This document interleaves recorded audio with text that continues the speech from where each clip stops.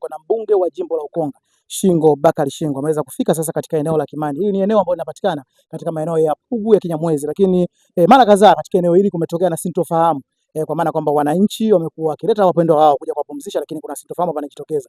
Kwa sababu pembeni yangu niko na mbunge Shingo Bakari Shingo, nataka pia niambie katika hili kwake naita mtazamo aina gani, lakini pia nini rai yake sasa kwa watu ambao wanaendelea kununua eneo hili ambalo kwa mujibu wa mahakama inaonyesha wazi kwamba ni eneo ambalo ni kwa ajili ya maziko. Mheshimiwa, kwanza pole kwa majukumu na hongera kwa kufika katika eneo hili, lakini pia nataka uniambie namna na kuwapa rai wananchi au wakazi wa maeneo ambao bado wanaendelea kununua eneo hili ambalo limetengwa mahususi kwa ajili ya maziko ya wapendwa wetu. Kwanza natoa shukrani kwa ujio wenu kuja kutusaidia kusikiliza changamoto zetu. Kama mlivyosikia hapa kuna changamoto, mara makaburi yanachomwa moto, mara yanasogezwa, nyumba unaona zinaota kama uyoga. Wajibu kama kiongozi na pia mmeona ndani kwenye mitandao wananchi wakilumbana. Mimi kama mwakilishi wa wananchi nina dhamana kuja kusikiliza. Kwa hiyo nimekuja leo kukutana nao. Ni mgogoro una historia ndefu. Bahati nzuri nimeuelewa na tumekubaliana kwamba kimsingi kwa mujibu wa hukumu ambayo inazungumzwa nayo yule mama, eneo linaendelea kutambulika kama eneo la makaburi. Na ni eneo ambalo inaonekana watu sasa wanajenga juu ya makaburi. Kwa hiyo nimetoa wito na nimeomba wenyeviti wa mitaa kuhakikisha kwamba nyumba haziongezeki. Wakati tunatafuta namna ya kutambua mipaka yetu, kuweka alama zetu, na nimetoa wito kwa wakazi pia kwamba wasidanganyane kuja kununua na kujenga ama kuendeleza. Yaani wajue kabisa kwamba wanaenda kupoteza nguvu zao. Na kiongozi mzuri ni yule anajaribu kuambia ukweli wananchi wake kabla hawajapata hasara sana. Na ukiwa kama sasa ni mbunge wa jimbo la Ukonga, mara kadhaa tunashuhudia migogoro ni mara sehemu nyingi sana imekuwa na changamoto kama hizo. Ukiwa kama mbunge ambao sasa wananchi wameweza kukupa dhamana ya kwenda kuwatumikia, nini rai yako endelea kuwasisitiza maeneo mengine ukiachana na hiki Kinyamwezi?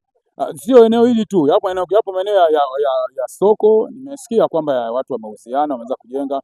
Nilikuwa naongea na madiwani wenzangu muda mfupi uliopita kabla sijafika hapa, nikiwaambia kwamba kuna maeneo yameonekana sasa hivi yanajengwa awali yalikuwa maeneo ya soko. Tutakwenda, unajua ndio kama tumeingia madarakani, tutakwenda kwenye mpango miji, tutayatambua maeneo yote, alafu tutawekea alama, tutamkumbusha mkurugenzi kwamba maeneo yetu ni ya umma. Kwa mfano eneo kama hili, siku ya mita karibu 23,000. Sasa hivi ukitafuta usipati, kwa sababu gani? Na tuna wenyeviti wa mitaa hapa, tuna watendaji wa mitaa, tuna watendaji wa kata. Yaani hadi sisi madiwani wapya tumekuja na mimi mbunge tumechaguliwa juzi, tunakuja kuzungumza jambo ambalo lingetatuliwa zamani sana. Kwa hiyo nakumbusha kama ambavyo tulikuwa tunachangia hotuba ya Mheshimiwa Rais kwamba wajibu wetu ubaki kuangalia watendaji wanachosimamia kila siku. Kwa sababu sisi wanasiasa hatuingii ofisini kila siku. Tunapanga utaratibu wetu wa namna ya kufanya, lakini tuna watendaji ambao wanaingia ofisini kuanzia saa 1:30 asubuhi na kutoka saa 9.